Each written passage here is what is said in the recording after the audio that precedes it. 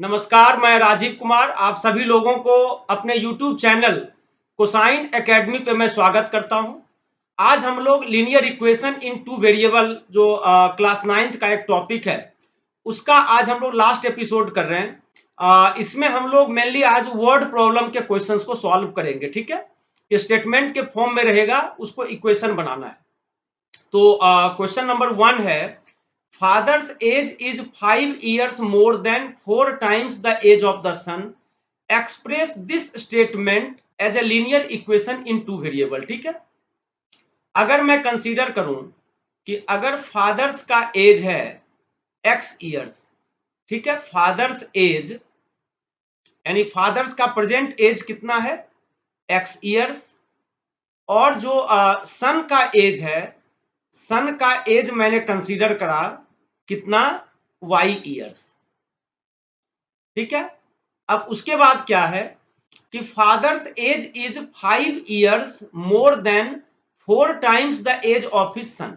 तो फादर का जो एज x है वो सन के एज का कितना टाइम्स है, 4 टाइम्स, मतलब 4y से कितना ज्यादा है, 5 ईयर्स ज्यादा है, 4y प्लस 5।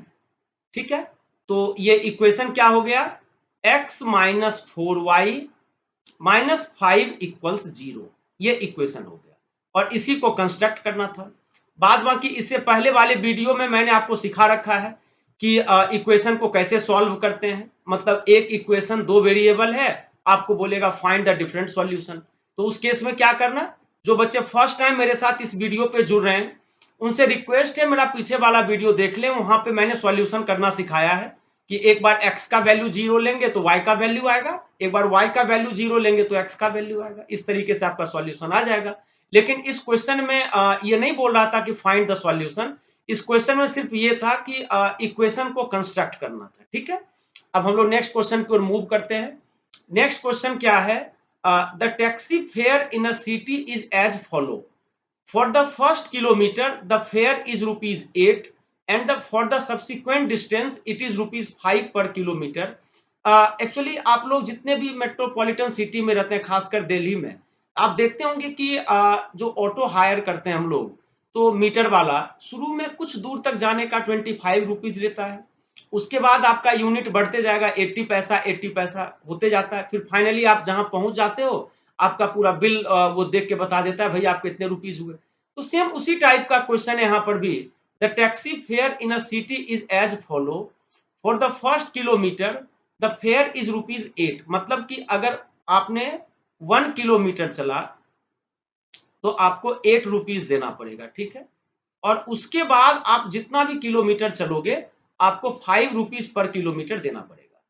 ठीक है, उसने टोटल डिस्टेंस कितना ट्रेवल करा, x किलोमीटर, और टोटल फेयर कितना था, y रुपीज।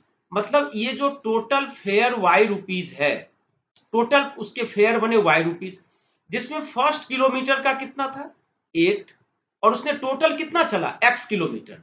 ठीक है, तो टोटल x किलोमीटर चला जिसमें कि फर्स्ट किलोमीटर का 8 रुपीज था, तो अब बचा कितना, x माइनस 1 किलोमीटर। सपोज करो जैसे मान लो आपने 20 किलोमीटर ट्रेवल किया, तो बोला कि भाई पहले किलोमीटर का 8 रुपीज है, ठीक है, उसको हटा दो। अब कितना बचा, 20 माइनस 1 मतलब 19 किलोमीटर। उसका फेयर बता रहा है 5 रुपीज पर किलोमीटर। ठीक है, तो टोटल डिस्टेंस x किलोमीटर था जिसमें स्टार्टिंग का 1 किलोमीटर आप एक्सक्लूड कर दो, तो बचा कितना, x माइनस 1 किलोमीटर, और उसका चार्ज कितना है 5 रुपीज पर किलोमीटर, इंटू 5 कर दो। तो जब आप इसको सॉल्व करोगे, ये हो गया y equals 8 plus 5x minus 5। ये हो गया y इक्वल्स 5x प्लस 8 में से 5 गया, कितना हो गया 3। तो इक्वेशन हो गया इसका क्या, y minus 5x minus 3 equals 0। ठीक है, ये हो गया इसका इक्वेशन। और स्टैंडर्ड में लिखना चाहते हो, मतलब x पहले y बाद में, ये होगा कितना 5x minus y, 5x minus y plus 3 equals 0। तो ये था सेकेंड क्वेश्चन, क्लियर हो गया। अब हम लोग नेक्स्ट क्वेश्चन की ओर मूव करते हैं। नेक्स्ट क्वेश्चन क्या था, आज मैंने टोटल 12 क्वेश्चंस लिए हैं बेटा। ठीक है, तो आप लोग थोड़ा दिल थाम के बैठिए, एक एक क्वेश्चन आपको करना है। ये सारे वर्ड प्रॉब्लम हैं, ठीक है। इसमें से एक क्वेश्चन आपका रहेगा ही रहेगा। क्वेश्चन ये था, when the 6 times of the larger of the two number is divided by the smaller the quotient and remainder. अब देखो मैं आपको समझाता हूं पहले डिवाइजर क्या होता है, डिविडेंड, कोसेंट और रिमाइंडर। जैसे मान लो कोई नंबर है 27, ठीक है, आपने 27 को 5 से डिवाइड किया तो कितना होगा, 5 5 जा 25 और रिमाइंडर क्या बचेगा बेटा 2। तो ये कहलाता है डिवाइजर। ये 27 क्या कहलाएगा, डिविडेंड, और ये 5 क्या कहलाएगा, कोसेंट, और ये 2 क्या कहलाएगा, रिमाइंडर, ठीक है। तो जो इसका फॉर्मूला होता है, जो डिविडेंड होता है, मतलब 27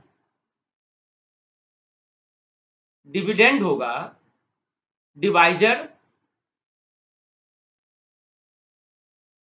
इनटू कोसेंट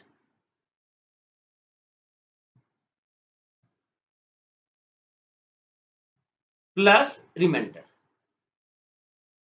ठीक है। ये इसका फॉर्मूला होता है। यानी कि जो 27 होगा डिविडेंड था, डिवाइजर कितना था 5, कोसेंट भी कितना था 5, प्लस रिमाइंडर कितना था 2। बस इसी फॉर्मूले का यूज करना है कि when the 6 times the larger of the two number, अगर मान लो लार्जर नंबर कितना है x, मैंने लार्जर नंबर क्या कंसीडर किया x, 6 times the larger number मतलब 6x is divided by the smaller, मान लिया स्मॉलर नंबर y है, ठीक है। The quotient and remainder are 3 and 7, जो कोसेंट है वो 3 आ गया और फाइनली रिमाइंडर कितना आ गया, 7 आ गया। तो अभी जस्ट मैंने जो फॉर्मूला बताया डिविडेंड, इसमें डिविडेंड कितना है बेटा 6x इक्वल्स डिवाइजर कितना है y इंटू कोसेंट, कोसेंट कितना है 3 प्लस रिमाइंडर, रिमाइंडर कितना हो गया 7। तो इसको फाइनली आप क्या लिखोगे 6x माइनस 3y, ये प्लस 7 जाके माइनस 7 हो जाएगा इक्वल्स 0। आपसे यही पूछ रहा था कि लीनियर इक्वेशन बनाओ, तो ये हो गया 6x minus 3y minus 7 equals 0। यही आपका रिक्वायर्ड लीनियर इक्वेशन होगा, ठीक है। अब हम लोग नेक्स्ट क्वेश्चन की ओर चलते हैं। ये क्या है, a part of monthly expenses of a family on milk is fixed ₹500। कोई एक फैमिली है, जनरली आप देखते होंगे फैमिली में मिल्क लेते ही हैं, तो उसका क्या था कि 500 फिक्स चार्ज था, मतलब 500 रुपए महीने का या सप्ताह का जो भी है। और उसके बाद क्या था, उसके अलावा आप जितना भी मिल्क लोगे उसका अलग से चार्ज करता था 20 रुपीज पर केजी, ठीक है। तो उसने जो था टोटल एक्सपेंडिचर कितना हो गया उसका y, देखो टोटल एक्सपेंडिचर y है, जिसमें ये था कि फिक्स्ड कितना था 500, 500 तो लेगा ही लेगा, प्लस जितना एक्स्ट्रा मिल्क उसने लिया पर लीटर के हिसाब से कैलकुलेट कर देना। उसने दे रखा है क्या, एक्स्ट्रा जो लिया उसने x केजी मिल्क लिया x, और रेट कितना था 20 रुपीज पर केजी। तो जो भी था x इंटू 20, मान लो मिल्क का रेट है 30 रुपीज पर लीटर, आपने 10 लीटर मिल्क लिया तो कितना हो गया 30 इंटू 10 300। तो यहाँ पे भी 500 तो फिक्स था, और जो x लीटर जो एक्स्ट्रा था 20 रुपीज पर लीटर से मल्टीप्लाई कर देना। तो इस तरीके से इक्वेशन क्या बन गया 20x y equals 20x plus 500। जब इसको आप जनरल फॉर्म में लिखोगे, एक स्टैंडर्ड फॉर्म में, ये हो गया 20x, ये प्लस y क्या हो जाएगा माइनस y प्लस 500 इक्वल्स 0। यही होगा आपका लीनियर इक्वेशन। तो क्लियर है बेटा यहां तक। अब हम लोग नेक्स्ट क्वेश्चन की ओर मूव करते हैं। नेक्स्ट क्वेश्चन क्या था, two man start from point A and B respectively. अब देखो दो मैन है, एक पॉइंट ए है और एक पॉइंट बी है, ठीक है। Two man start from point A and B, एक आदमी ए से बी की तरफ जा रहा है और दूसरा आदमी बी से ए की तरफ आ रहा है, ठीक है। Two man start from point A and B respectively 60 kilometre apart. ये जो डिस्टेंस है ये कितना है? 60 किलोमीटर है। क्लियर है? ए टू बी जो जा रहा है उसका स्पीड है x kilometre per our, x kilometre per our, और जो बी से ए की तरफ आ रहा है उसका स्पीड कितना है? y kilometre per hour. यहां तक क्लियर है? They meet each other after 6 hours, मतलब जो ए से बी की तरफ जा रहा था और जो बी से ए की तरफ आ रहा है दोनों एक साथ चला, 6 आवर्स के बाद दोनों की मुलाकात हो गई। ठीक है, तो लीनियर इक्वेशन पूछ, अब बताओ ए से बी की तरफ जो जा रहा है उसका स्पीड कितना था? x किलोमीटर पर आवर, और कितने घंटे तक चला है? 6 आवर्स तक। तो जो डिस्टेंस होता है वो होता है आपका speed into time, speed into time. अब बताओ x का स्पीड है, 6 आवर्स तक चला, टोटल कितना डिस्टेंस ट्रेवल करेगा? 6x। मान लो उसने इस पॉइंट से इस पॉइंट तक आया, 6x किलोमीटर, और जो b से a की तरफ आ रहा था वो मान लो इस पॉइंट से इस पॉइंट तक आया, तभी तो मुलाकात होगी दोनों की बेटा। इसने भी कितना चला है? 6 आवर्स, तो प्लस 6y जो बी से ए की तरफ आ रहा था, तो 6x प्लस 6y, मतलब ये इन दोनों ने मिलके टोटल डिस्टेंस ट्रेवल कर लिया। जो दोनों के बीच का गैप था 60 किलोमीटर, पूरी तरीके से ट्रेवल हो गई। तो 6x प्लस 6y इक्वल्स कितना हो गया? 60। अब आप 6 कॉमन ले लो, ये हो गया x प्लस वाई इक्वल 60। ऐसे भी आप 9th में फिजिक्स में पढ़े होंगे कि जब अपोजिट डायरेक्शन हो, जब अपोजिट डायरेक्शन में मूव करता है तो वहां पे स्पीड को प्लस कर देते हैं, जिसको हम लोग बोलते हैं रिलेटिव स्पीड। ठीक है ना? तो ये हो गया कितना? 6 से कट करेंगे, 6 10 जा 60, तो जो इक्वेशन बनेगा वो हो गया x plus y equals 10। Finally क्या लिखेंगे हम लोग? x plus y minus 10 equals 0। ये हो गया इक्वेशन आपका। तो बेटा यहां तक भी क्लियर है? Question number 5। अब हम लोग चलते हैं क्वेश्चन नंबर 6 में। ए फ्रैक्शन बिकम्स 8/9, कोई एक फ्रैक्शन है वो 8/9 हो जाता है कब? If 3 is added to both numerator and denominator, the numerator and denominator of the fraction. अच्छा, इस बार दे रखा है न्यूमरेटर x है, डिनोमिनेटर y है, तो न्यूमरेटर x है और डिनोमिनेटर y है, यही फ्रैक्शन होगा ना। अगर 3 को ऐड करते हैं बोथ न्यूमरेटर एंड डिनोमिनेटर, मतलब न्यूमरेटर में भी अगर 3 ऐड करें और डिनोमिनेटर में भी अगर 3 ऐड करते हैं, तब जाके फ्रैक्शन कितना हो जाता है बेटा? ये हो जाता है 8/9। अब आप क्रॉस मल्टीप्लीकेशन कर दो। जब आप क्रॉस मल्टीप्लीकेशन करोगे तो 9 into x plus 3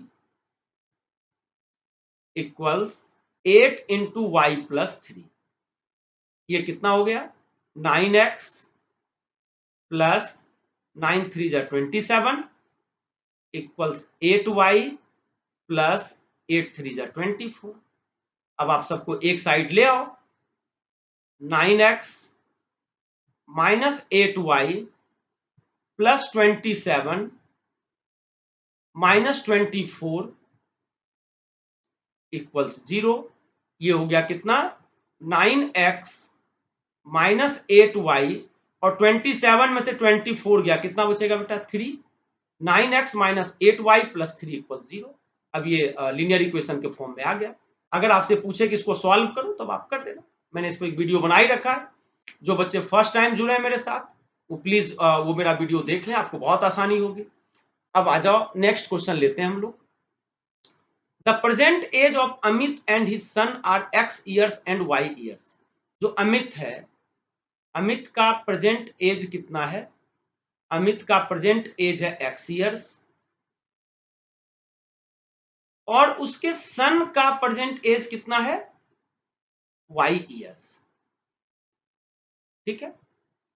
4 years hence, मतलब अभी के 4 साल बाद, अभी अमित, जैसे मान लो अगर अभी अमित का एज है 20 ईयर्स, आफ्टर 4 ईयर्स कितना हो जाएगा? 20 प्लस 4 24। तो यहां पे भी अभी अमित का एज x ईयर्स है, आफ्टर 4 ईयर्स अमित का एज कितना हो जाएगा? x plus 4।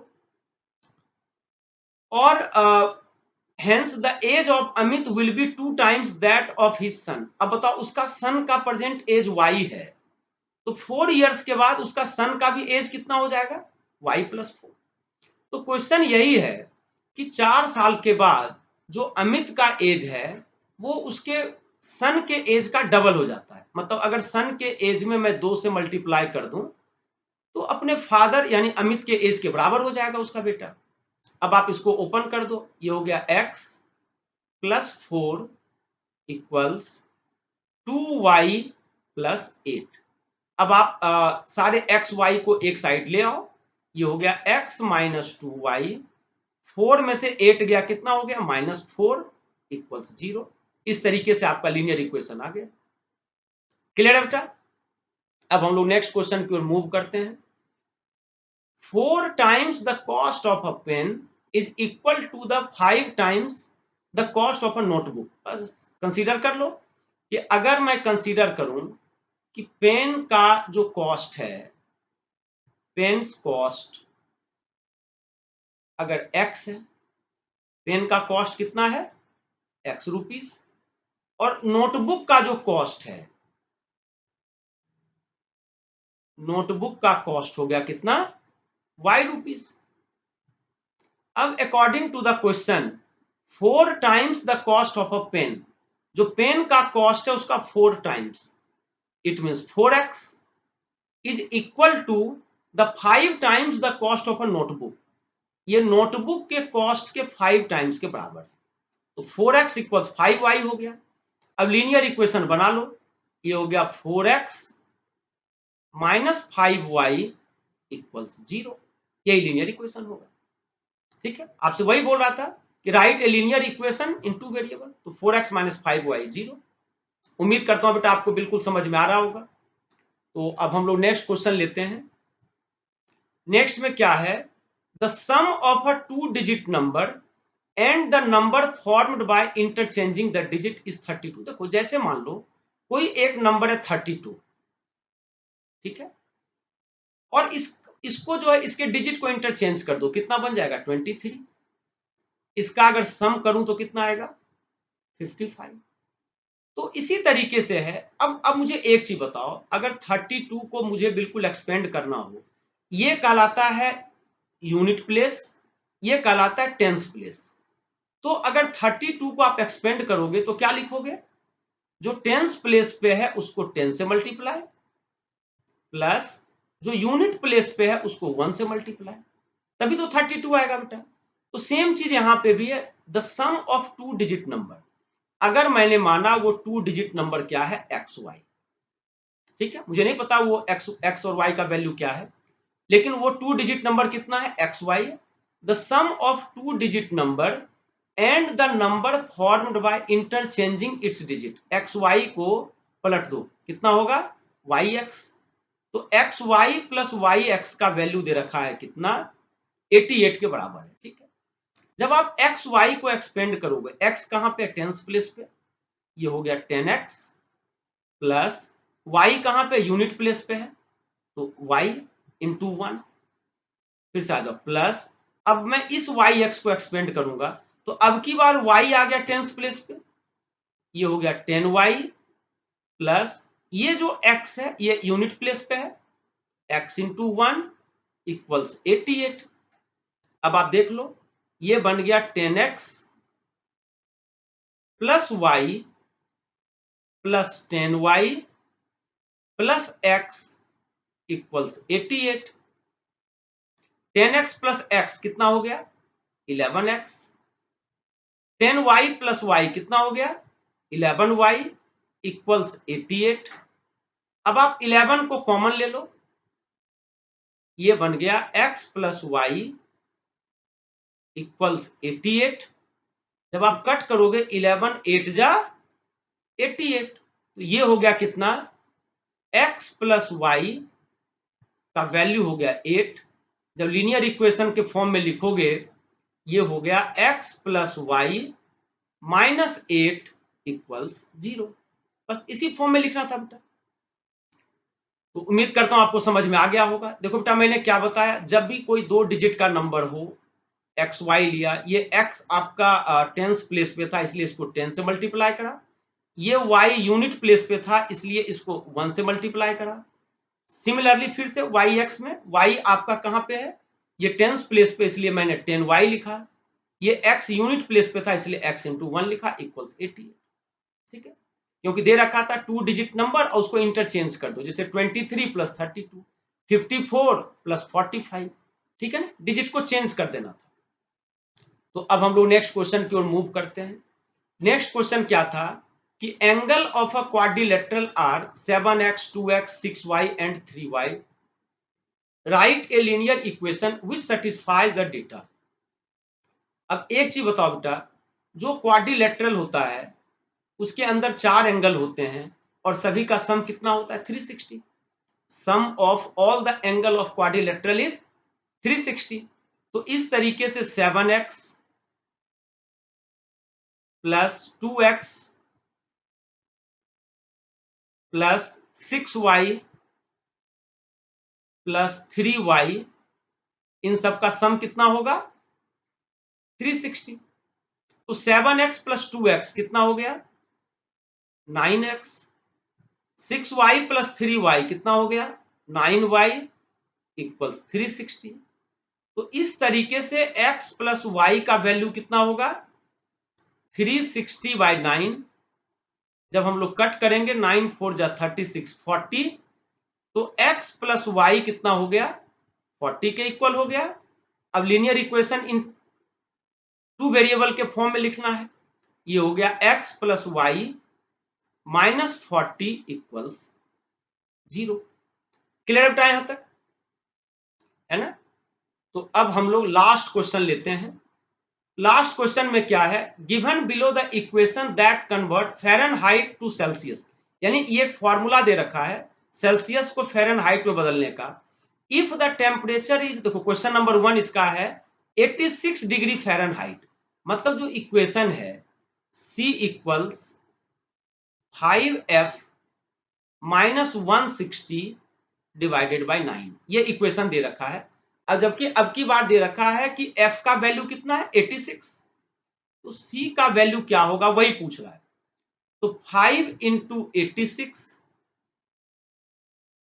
Minus 160 divided by 9। जब आप 86 को 5 से मल्टीप्लाई करोगे, ये होगा 6 5 जा 30, 8 5 जा 40 प्लस 3 430 माइनस 160 डिवाइडेड बाई 9। 430 में से 160 को जब माइनस करेंगे, 13 में से 6 गया कितना बचेगा 7, 3 में से 1 गया कितना बचेगा 2, 290 बाय 7, 9 3 जा 27, यानी C का जो वैल्यू होगा, C का वैल्यू होगा कितना डिग्री सेल्सियस है, तो इसका आंसर आएगा 30 डिग्री। ठीक है, यानी इस फॉर्मूले में C equals 5F minus 160 by 9 में अगर F का वैल्यू 86 है तो C का वैल्यू कितना होगा 30। इस तरीके से इसका आंसर कितना हो गया 30 हो गया। अब चलो, अब नेक्स्ट क्वेश्चन क्या था, इसी का एक पार्ट है। इफ द टेम्परेचर इज, अब की बार C का वैल्यू दे रखा है, ठीक है, और आपसे पूछ रहा है F का वैल्यू पूछ रहा है फ़ारेनहाइट का।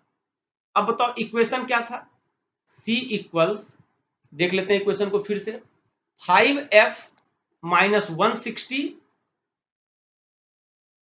5F माइनस 160 डिवाइडेड बाय 9, ये इक्वेशन था। और टेम्परेचर कितना है 35 डिग्री सेल्सियस।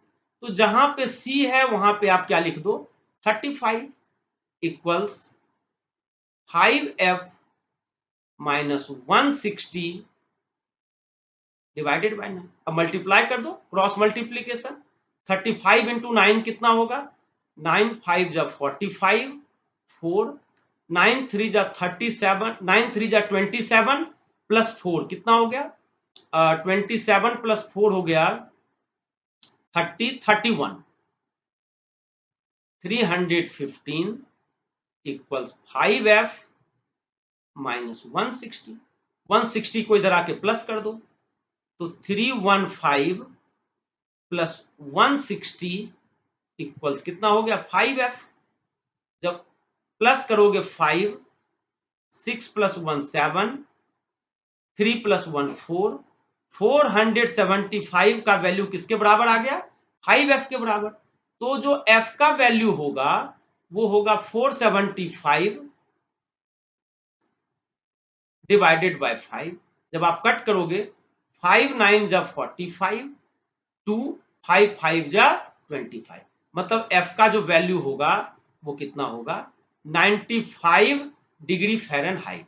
ये इसका आंसर होगा। ठीक है, कब? अगर आपका डिग्री 35 डिग्री सेल्सियस है तो फ़ारेनहाइट में कितने के बराबर होगा? 95 डिग्री फ़ारेनहाइट के बराबर होगा।